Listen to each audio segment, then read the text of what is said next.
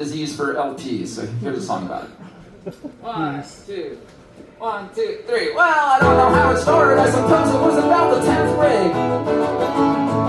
I had never bought much music. I just listened to whatever was played.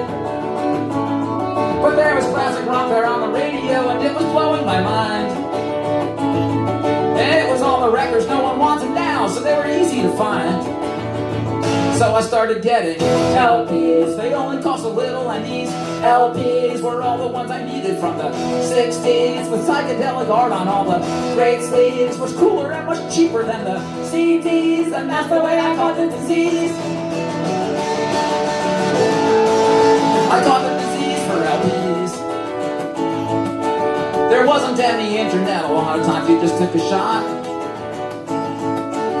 Pretty soon you figured out which records would be awesome or not. If the year was from the 60s, it was probably good bang for your buck.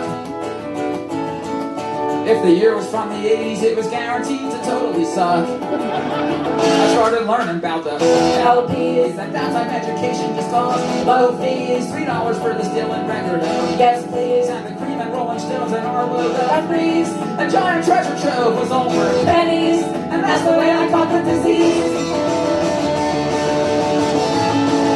I caught the disease for LPs. By 1994, I had completed all my Zeppelin and Floyd. I had all the early traffic, but their later stuff just made me annoyed. You realize that the radio just scratches at the top of the dirt. When $4 can buy you Crown of Creation with the lyric insert. So I had a lot of LPs. My friends were mostly clueless. It was just me in an ocean of cheap vinyl like the Black Sea. I hardly had an income, but it was easy. An awesome world awaited with a cheap key. And sometimes in the garbage they were just free. And that's the way I caught the disease. I caught the disease for LPs. And then the 90s ended and I wasn't no teenager no more.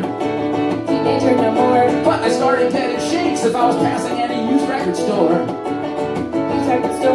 I got the finger muscles you develop when you flip through a stack.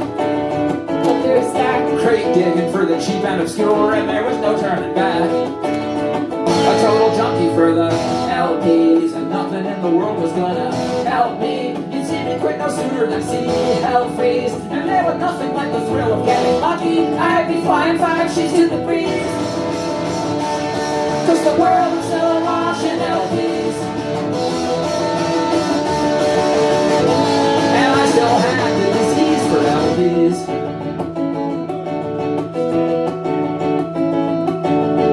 Nowadays the stuff is so expensive I don't bother to try. Everything's been picked over and everything's priced really high. The field is overcrowded, it's impossible to get a good fix.